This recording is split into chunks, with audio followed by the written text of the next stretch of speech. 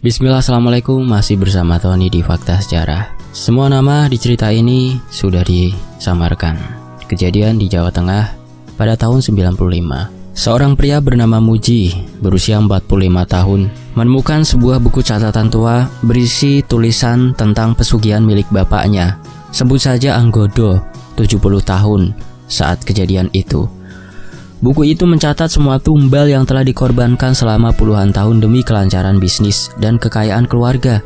Namun yang paling mengejutkan, nama adiknya, Wasito, 39 tahun, tertera sebagai tumbal berikutnya. Wasito yang lahir pada weton Selasa Wage akan dikorbankan saat menginjak usia 40 tahun. Muji yang awalnya tidak percaya dengan dunia klinik kini dihadapkan pada kenyataan mengerikan bahwa setiap satu dekade keluarganya harus kehilangan seseorang demi mempertahankan kejayaan bapaknya. Dalam suasana pedesaan khas Jawa dengan rumah joglo tua yang diselimuti kabut tipis, Muji mulai menggali rahasia kelam keluarga mereka. Iklim dingin yang menusuk tulang di musim hujan, aroma kemenyan yang selalu tercium di dalam rumah, serta suara gamelan samar-samar dari kejauhan menambah ketegangan dalam pencariannya. Muji berusaha mencari cara untuk menyelamatkan Wasito, adiknya. Namun di sisi lain, Anggodo yang masih menguasai ilmu hitamnya tidak akan membiarkan siapapun mengganggu jalannya ritual. Dalam bayang-bayang klinik Jawa yang kental dengan pesugihan tumbal dan sesajen, Muji harus memilih membiarkan adiknya mati atau menghadapi kekuatan gaib yang mengikat keluarganya selama puluhan tahun. Ini dia selengkapnya di Fakta Sejarah.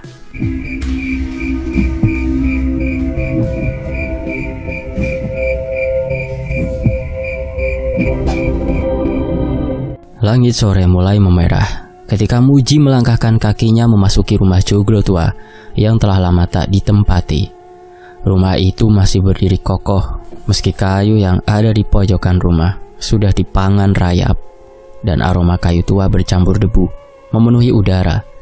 Suasana begitu hening, hanya suara derik pintu dan desiran angin yang terdengar dari sela-sela jendela. Muji, seorang pria berusia 45 tahun kala itu, dengan tubuh kekar yang mulai sedikit membungkuk karena usia, menelusuri tiap sudut rumah peninggalan bapaknya, Anggodo. Ia tidak pernah merasa nyaman berada di rumah ini. Terlalu banyak kenangan kelam yang enggan ia gali kembali. Namun hari itu, ia memiliki tujuan. Tangannya perlahan membuka lemari kayu tua di sudut ruangan. Lemari itu terbuat dari jati asli, penuh ukiran motif lurik khas Jawa. Saat pintunya terbuka, debu beterbangan membuatnya terbatuk pelan. Beberapa benda lama tersimpan di sana, kain batik tulis lusuh, tapeh, dupa yang sudah kering, dan sebuah kotak kayu kecil yang tampak usang. Perhatiannya tertuju pada sebuah buku tebal berwarna hitam, terselip di balik tumpukan barang. Sampulnya terbuat dari kulit, sedikit berjamur dan berbau apek. Rasa penasaran membuatnya mengambil buku itu dan meniup debunya perlahan. Begitu membuka halaman pertama, jantungnya berdegup kencang. Di dalamnya terdapat deretan nama-nama keluarga yang tertulis rapi dalam aksara Jawa halus. Beberapa nama telah dicoret dengan tanggal kematian yang tercatat di sampingnya. Mata Muji menyusuri daftar tersebut hingga menemukan nama ibu dan kakak sulungnya yang telah meninggal beberapa dekade lalu. Tangannya bergetar saat membaca lebih jauh. Ada pola yang aneh. Setiap 10 tahun sekali ada satu anggota keluarga yang namanya dicoret. Lalu Muji menemukan sesuatu yang membuat darahnya berdesir. Wasito, nama adiknya yang kini berusia 39 tahun, tercantum di sana dengan catatan di sampingnya. Tumbal selanjutnya usia 40 tahun, weton Selasa Wage. Matanya membelalak. Buku ini bukan sekedar catatan biasa, melainkan buku tumbal. Hari mulai gelap ketika Muji menutup buku itu dengan tangan gemetar. Hatinya bergejolak. Ia mencoba menepis pikirannya, menganggap ini hanya tahayul. Tetapi ada sesuatu di dalam dirinya yang tahu bahwa ini bukan sekedar kebetulan. Malam itu, ia memutuskan untuk menginap di rumah joglo. Angin bertiup lebih kencang dari biasanya, mengayun pelan tirai-tirai kain yang telah lusuh. Ia duduk di kursi kayu dekat lampu minyak, masih memikirkan isi buku itu. Klek, pintu kayu tua di ujung ruangan tiba-tiba terbuka sedikit. Berderit pelan, Muji mendongak, menatapnya lekat-lekat. Jantungnya mulai berdetak lebih cepat. Krek. Kali ini lebih lebar.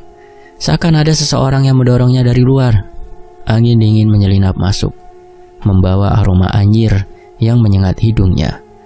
Muji bangkit, mencoba melihat keluar, tetapi yang ia lihat hanyalah pekarangan kosong yang dipenuhi pohon-pohon tua yang menjulang tinggi. Namun, dalam sekejap, sesuatu yang dingin merayapi tengkuknya. Muji tersentak. Ada suara yang berbisik di telinganya. Ia menoleh cepat, tetapi tidak melihat siapapun di sekitarnya. Jantungnya semakin berdegup kencang. Ia mencoba meyakinkan dirinya bahwa ini hanya perasaannya saja. Namun, saat ia hendak kembali duduk, buku hitam yang tadi diletakkannya di meja terjatuh ke lantai dengan sendirinya. Halaman-halamannya terbuka, seakan ingin memperlihatkan sesuatu kepadanya. Muji menelan ludah. Ia mendekat perlahan lalu melihat tulisan yang kini tampak lebih jelas di halaman terakhir. Waktu semakin dekat, ritual harus dilaksanakan. Tubuh Muji membeku. Ia tahu bahwa ini bukan sekedar kebetulan. Malam itu Muji tak bisa tidur. Kepalanya penuh dengan pertanyaan. Apa benar bapak telah melakukan ritual tumbal? Jika iya, maka kematian ibu dan kakaknya selama ini bukan karena takdir, melainkan pengorbanan. Kenangan masa kecilnya mulai muncul kembali. Ia masih ingat betul. Suatu malam di usianya yang masih sekitar 7 tahun, ia terbangun karena mendengar suara orang-orang berbisik. Penasaran, ia mengintip dari celah dinding bambu kamar tidurnya. Di halaman belakang rumah, bapaknya berdiri di depan sebuah gentong besar berisi air merah pekat. Cahaya obor yang temara membuat bayangan di sekitarnya tampak bergetar, seolah menari-nari di udara. Beberapa pria berbaju hitam mengelilingi Anggodo. Sementara di depannya terdapat sesajen berupa kepala kambing, bunga 7 rupa, dan beberapa potongan tubuh ayam hitam. Anggodo menengadahkan tangan, kemudian mulai melafalkan mantra dalam bahasa Jawa yang sulit dimengerti. Angin berembus kencang, dan Muji yang masih kecil saat itu hanya bisa menahan nafas di balik dinding. Tubuhnya gemetar ketakutan. Lalu sesuatu yang aneh terjadi. Air dalam gentong itu mulai bergejolak sendiri. Bayangan hitam yang tak berbentuk muncul dari dalamnya, mengeluarkan suara mendengung yang membuat Muji hampir menjerit. Salah satu pria yang berdiri di sana kemudian mengeluarkan sebilah keris berlumuran darah dan menyerahkannya kepada Anggodo. Dengan tangan yang gemetar, Muji menutup mulutnya sendiri tak ingin ketahuan. Tapi saat ia hendak mundur, tiba-tiba mata Anggodo melirik ke arah tempat persembunyiannya. Muji tak ingat bagaimana ia bisa kembali ke tempat tidurnya malam itu. Yang ia tahu, sejak saat itu ia selalu merasa ada sesuatu yang mengawasi dirinya. Kini, berpuluh tahun kemudian, ia menyadari bahwa malam itu bukan sekedar ritual biasa. Itu adalah awal dari perjanjian gelap yang terus berjalan hingga sekarang. Dan jika ia tidak melakukan sesuatu, maka Wasito akan menjadi korban berikutnya. Muji mengambil keputusan. Ia harus mencari tahu lebih dalam tentang rahasia yang disembunyikan bapaknya. Malam itu, suara-suara aneh kembali terdengar dari luar rumah. Ada suara langkah kaki di halaman. Ia mengintip dari balik jendela, tapi hanya melihat bayangan pohon yang bergoyang. Namun begitu ia hendak berbalik, sesosok bayangan hitam tiba-tiba berdiri di depan pintu. Muji tersentak, nafasnya tertahan. Sosok itu sangat tinggi, lebih besar dari manusia biasa, bertanduk, dan hanya memiliki sepasang mata merah yang bersinar di tengah kegelapan. Tiba-tiba angin bertiup kencang, pintu rumah terbanting keras, dan suara bisikan terdengar lebih jelas. Muji mundur, tangannya mencengkeram buku hitam itu dengan erat. Ia sadar ini bukan hanya tentang bapaknya, ini tentang kutukan yang telah diwariskan dalam keluarganya, dan ia harus menghentikannya sebelum semuanya terlambat. Sementara itu Muji duduk terpaku di beranda rumah joglo tua itu, memandangi langit yang mulai meredup. Di benaknya terngiang kembali bayang-bayang masa lalu yang kini tersusun dalam pola mengerikan. Ya, setiap kali 10 tahun berlalu, satu persatu anggota keluarganya telah pergi secara tiba-tiba. Ibu, kakak-kakaknya, dan bahkan ada yang hilang entah bagaimana. Kini setelah menemukan buku tumbal milik bapaknya, Anggodo, semua kepingan kenangan itu mulai tersusun rapi. Ada sesuatu yang tidak beres, sesuatu yang menghubungkan kematian mereka dengan ritual gelap yang selama ini ia hindari untuk diungkap. Ia mengingat kembali betapa sesak dan kelamnya suasana saat itu. Waktu ibunya meninggal, suasana di rumah selalu dipenuhi kesunyian yang menusuk. Kematian kakak sulungnya pun datang tiba-tiba, seolah alam semesta menuntut suatu harga. Di antara kepingan-kepingan kenangan itu, Muji mulai melihat pola yang mencurigakan. Setiap dekade selalu ada satu jiwa yang harus pergi. Bukti nyata ada di buku yang kini tergenggam erat di tangannya. Deretan nama dan tanggal yang tertulis dengan rapi menuntut pemahaman lebih dalam.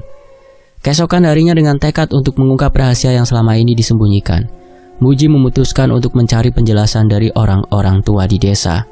Dulu, waktu bapakmu muda, aku pernah dengar tentang sebuah cerita, ya kayak gosip gitulah. Bapakmu Anggodo, konon waktu itu, tepatnya waktu di usia 20-an. Bapakmu itu pernah pergi jauh, tidak ada yang tahu kemana. Tapi kabarnya ia mengembara ke sebuah padepokan tersembunyi di gunung, tempat dukun sakti mengajarkan ilmu yang sangat gelap, kata Pak Harto. Muji mendengarkan dengan seksama. Rasa penasaran bercampur ketakutan menguasai dirinya. Pak Harto melanjutkan, dikatakan Anggodo, bapakmu menghilang selama 7 hari 7 malam. Selama waktu itu, langit seolah-olah menangis, dan hutan di sekitar desa bergemuruh dengan bisikan ruh-ruh yang tersesat. Saat ia kembali, tidak hanya dirinya yang berubah, tetapi usahanya pun tiba-tiba melesat tajam, seolah-olah ada kekuatan gaib yang menuntunnya. Kata-kata Pak Harto seakan membuka tabir gelap yang selama ini tersembunyi di balik senyuman dingin sang ayah. Semakin Muji menyimak, semakin terbayang dalam benaknya bahwa seluruh peristiwa tragis dalam keluarganya tidaklah kebetulan. Ada kekuatan yang lebih besar, kekuatan yang menuntut pengorbanan demi kekayaan dan kesuksesan. Setelah perbincangan panjang itu, Muji memutuskan untuk mengunjungi langsung ke rumah bapaknya. Meski hatinya penuh keberatan dan ketakutan, ia merasa perlu mendapatkan jawaban langsung dari sumbernya. Suasana di rumah Anggodo tetap sunyi seperti biasanya. Di lorong-lorong kayu yang berderit dan ruangan yang remang-remang, setiap sudut menyimpan cerita yang tak terucapkan. Rumah megah ada di pusat desa. Berbeda dengan rumah joglo yang ditinggalkan, rumah itu hanya didatangi oleh bapaknya setiap sebulan sekali. Mungkin untuk ritual-ritual tertentu. Di rumah ini, di ruang tamu yang gelap, Muji menemukan bapaknya tengah duduk bersila di depan sebuah meja kecil. Cahaya lampu minyak menerangi wajah Anggodo yang tampak keriput. Matanya menyimpan rahasia yang tak ingin diungkap. Dengan suara lirih, Muji bertanya, "Pak, apa yang sebenarnya Bapak lakukan selama ini? Mengapa setiap 10 tahun ada yang harus pergi dari keluarga kita, Pak?" Tanpa mengalihkan pandangannya dari api kecil di depan, Anggodo hanya tersenyum dingin. "Jangan ikut campur urusan yang bukan milikmu, Muji," jawabnya dengan nada yang membuat seluruh ruangan seolah menggigil. Senyum itu bukan sekedar kebohongan belaka, melainkan sebuah peringatan keras bahwa beberapa rahasia memang tak untuk dibicarakan di hadapan anak-anak.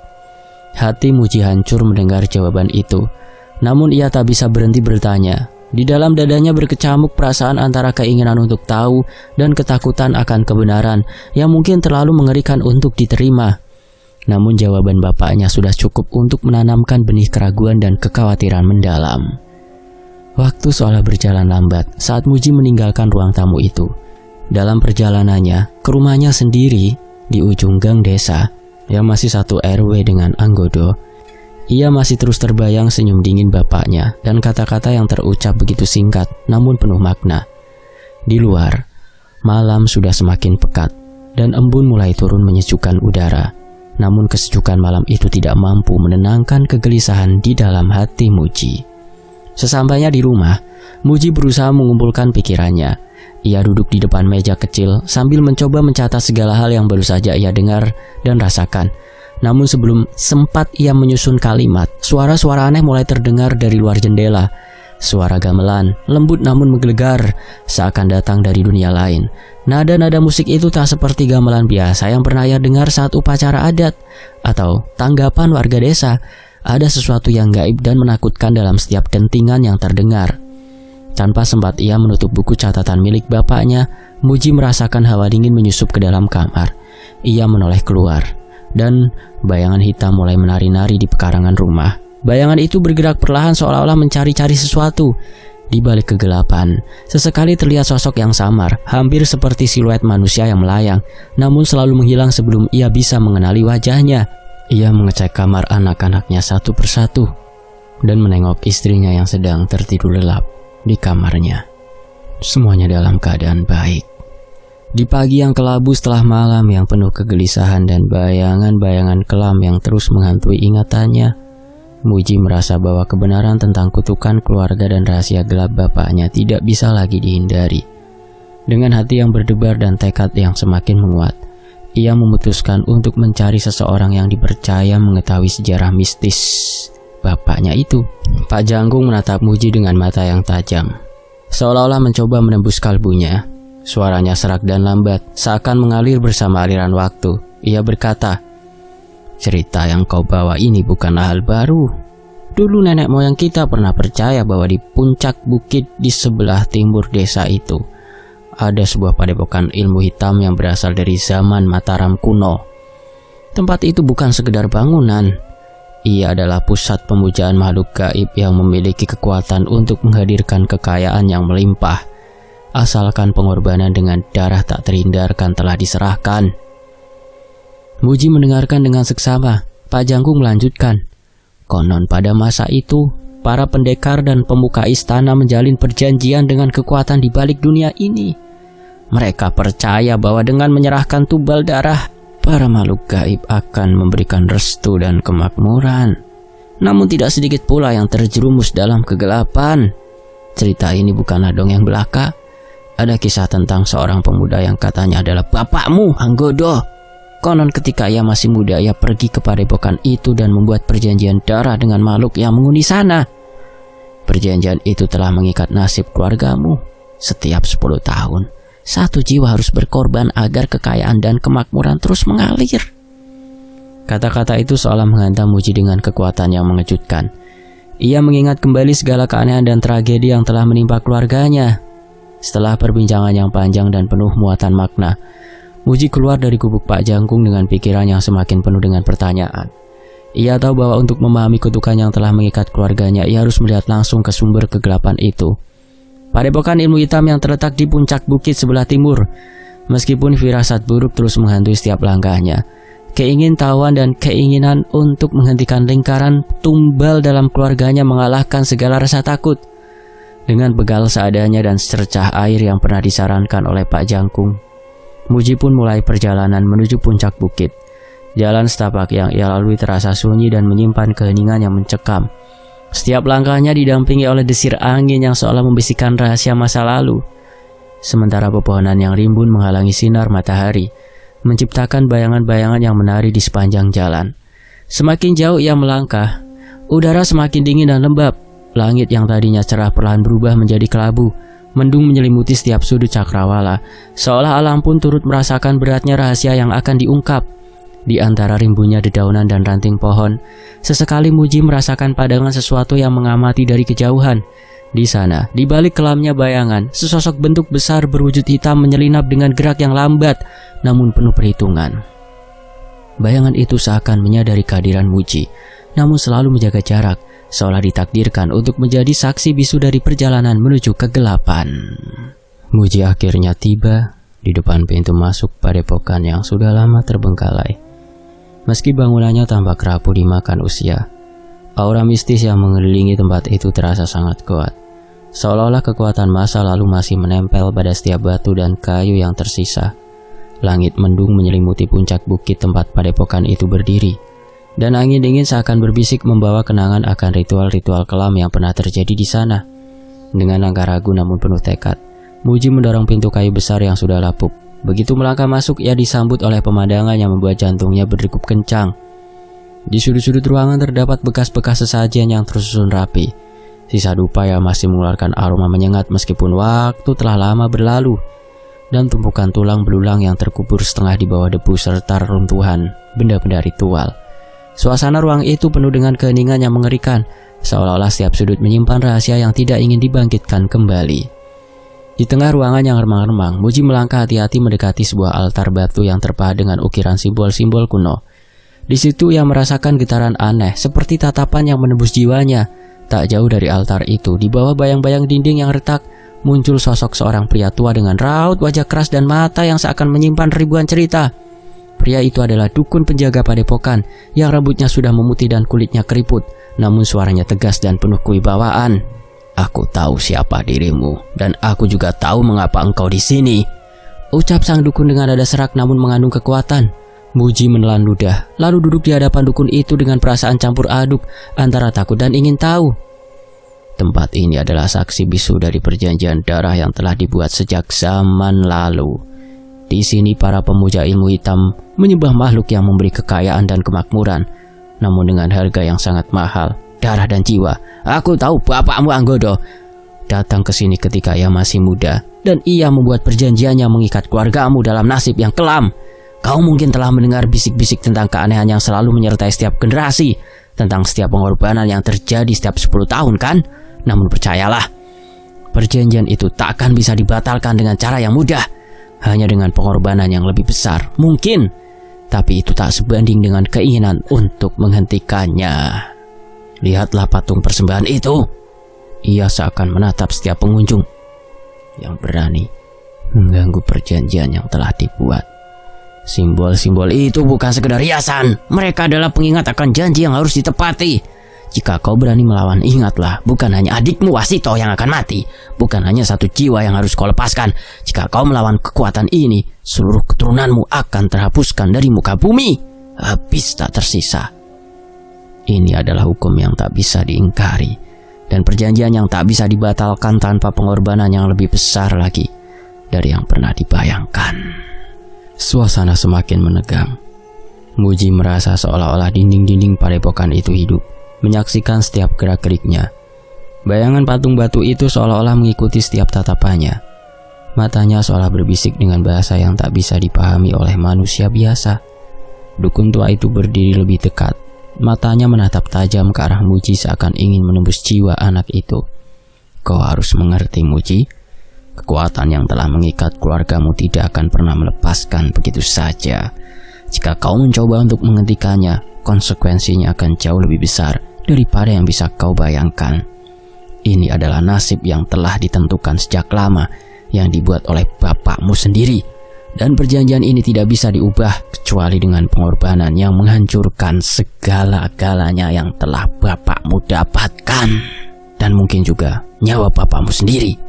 Kata-kata itu terpatrik kuat dalam hati Muji, membuatnya merasa bimbang antara keinginan untuk menyelamatkan adiknya dan ketakutan akan kutukan yang akan menimpa seluruh keturunannya. Setelah perbincangan panjang yang dipenuhi dengan ancaman dan rahasia kelam, Muji memutuskan bahwa ia harus segera meninggalkan tempat itu untuk merenungi semua yang baru saja didengarnya. Dengan perasaan campur aduk, ia melangkah perlahan keluar dari ruangan penuh kenangan yang menyakitkan itu. Dalam perjalanan pulang dari padepokan, langkah-langkah Muji terasa berat. Pikiran dan perasaannya masih berkecamuk, terombang-ambing antara harapan untuk menemukan jalan keluar dan ketakutan yang menghimpit hatinya. Ketika ia menuruni jalan setapak yang licin oleh embun pagi, tiba-tiba ia terhenti sejenak. Di tengah kabut tipis yang menyelimuti jalan, ia ditampakkan oleh bayangan yang sangat familiar. Dengan jelas, ia melihat sosok bapaknya, Anggodo, berdiri di tepi jalan. Tatapannya kosong dan penuh keheningan, namun Muji yakin bahwa ayahnya seharusnya berada di rumah, jauh dari tempat-tempat seperti ini. Apakah Muji ditampakkan oleh sosok jiwa bapaknya yang akan kembali ke sini, tempat pemujaannya yang memberikan kekayaan? Hati Muji berdegup kencang. Bayangan itu seakan menatapnya dengan penuh peringatan, membuatnya merinding di setiap inci kulitnya. Malam demi malam, kekuatan gelap yang selama ini mengintai mulai menampakkan dirinya melalui tanda-tanda yang tak bisa diabaikan. Wasito yang selama ini dikenal sebagai sosok yang sehat, bugar, tenang, mulai menunjukkan gejala yang sangat mengkhawatirkan. Tubuhnya kian terasa lemas, seolah-olah energi hidupnya secara perlahan tersedot oleh kekuatan yang tak kasat mata. Setiap kali malam tiba, mimpi buruk menghantui dirinya. Di dalam mimpinya, ia selalu terperangkap di dalam sumur tua yang dalam, dikelilingi kegelapan yang menyesakkan, dan suara air yang berdesir tanpa henti, seolah-olah sumur itu adalah penjara bagi jiwanya. Pagi harinya ketika fajar menyingsing, Wasito telah menemukan jejak kaki hitam yang membentang di teras rumah. Jejak yang tidak pernah ia buat sendiri, namun selalu hadir sebagai peringatan akan sesuatu yang tak diinginkan. Merasa cemas dengan perubahan yang mengganggu adiknya, Muji mendekati Wasito dengan penuh keprihatinan. Di ruang tamu yang redup, ia membuka buku tumbal yang selama ini ia simpan sebagai bukti kutukan keluarga. Dengan suara penuh harap, Muji mencoba menjelaskan semua yang telah ia temukan tentang pola kematian yang terjadi setiap 10 tahun di keluarganya, tentang perjanjian gelap yang mengikat nasib keluarga mereka, dan tentang ancaman yang kini menghampiri Wasito. Namun Wasito hanya menggeleng pelan. Baginya semua cerita itu terdengar seperti hayalan, seperti bayangan mimpi buruk yang muncul dari kepenatan pikiran. Tak ingin menyerah, Muji mencari bantuan dari pihak lain yang mungkin bisa memberikan penjelasan lebih nyata tentang keadaan adiknya. Ia pun menjemput keberanian untuk menemui seorang kiai sepuh yang dikenal sebagai penjaga hikmah dan ilmu gaib di ruang sederhana di serambi masjid. Setelah melakukan sholat, Muji duduk berhadapan dengan kiai itu, menyampaikan dengan penuh kekhawatiran semua kejadian aneh yang menimpa Wasito. Dengan wajah yang keriput namun penuh ketegasan, kiai sepuh itu mendengarkan setiap kata Muji seolah-olah setiap kalimat membawa beban sejarah dan rahasia yang mendalam. Setelah beberapa saat hening, kiai sepuh itu berkata dengan suara berat, "Nak, aku telah merasakan kehadiran makhluk gaib sejak lama. Aku tahu bahwa keluargamu, Wasito, sudah terperangkap dalam cengkraman kekuatan yang tidak bisa kau lawan dengan logika manusia. Jiwanya nanti akan telah dijerat oleh entitas yang haus akan pengorbanan, dan waktu untuknya tinggal sedikit. Jika tidak segera diatasi, nasibnya sudah tertulis untuk hilang selamanya." Malam Selasa Kliwon telah tiba. Langit gelap tanpa bintang, hanya diterangi oleh rembulan yang pudar. Seolah-olah alam pun menyadari beratnya dosa dan kutukan yang menimpa keluarga mereka. Malam inilah saat ritual terakhir akan dilakukan. Malam di mana nasib Wasito dan seluruh garis keturunan Anggodo akan dipertaruhkan. Di dalam rumah suasana mencekam semakin terasa. Muji dengan segenap keberanian yang tersisa mencoba membawa Wasito pergi. Namun setiap usahanya mendapati bahwa tubuh Wasito telah terasa berat dan kaku, seakan ada kekuatan tak terlihat yang mengikatnya, membuat setiap gerak terasa seperti melawan arus yang sangat kuat. Wasito tidak dapat bergerak seperti biasanya, seolah-olah dirinya telah dipaut oleh kutukan yang menunggu saat untuk mengambil nyawanya. Sementara, di ruang utama rumah yang telah dipenuhi bayang-bayang masa lalu, Anggodo telah menyiapkan altar ritual. Di atas meja kayu besar tersusun rapi sesajen, dupa yang masih membubarkan asap tipis, dan wayang pusaka yang telah menjadi simbol kontrak perjanjian dengan kekuatan gaib sejak dahulu kala. Dengan wajah yang keras dan mata yang seolah telah kehilangan kemanusiaannya, Anggodo mulai melantunkan mantra-mantra kuno yang menggema di setiap sudut ruangan, memanggil kekuatan dari alam yang tak terlihat dengan ilmu gaibnya. Ketika suara doa dan mantranya mencapai puncaknya, dari balik kegelapan muncul makhluk penjaga perjanjian. Sosok yang menakutkan itu muncul dalam wujud manusia berkepala kambing, bertanduk dengan mata menyala merah menyala yang menembus kegelapan malam. Makhluk itu berdiri diam seolah menjadi saksi bisu atas ritual yang tengah berlangsung, dan kehadirannya seolah mengisyaratkan bahwa perjanjian yang telah dibuat tak bisa dengan mudah diingkari. Dan tanpa sepengetahuan Muji, hal yang tak terduga, Anggodo mengorbankan dirinya. Ia menutup semua perjanjian semasa hidupnya dan menyelamatkan seluruh garis keturunannya. Dan dengan itu Anggodo mengorbankan dirinya sendiri untuk menutup perjanjian itu. Dan singkat cerita, makhluk berkepala kambing itu, iblis itu pun membawa Anggodo, membawa jiwanya, meninggalkan jasadnya yang tergeletak di ruang altar persembahannya. Dan dengan itu, perjanjian terputus. Tanpa diduga oleh Muji, bapaknya mengakhiri semua. Wasito pun selamat. Pagi menjelang, ketika fajar mulai menyingsing dengan lembut, Wasito terbangun dengan perasaan aneh. Ia mendapati dirinya masih hidup, meski tubuhnya terasa lemah dan penuh luka batin. Kehadiran Muji menyembuhkan dia, menyemangatinya. Di rumah Muji yang ada di ujung gang 1 RW dengan rumah bapaknya Anggodo.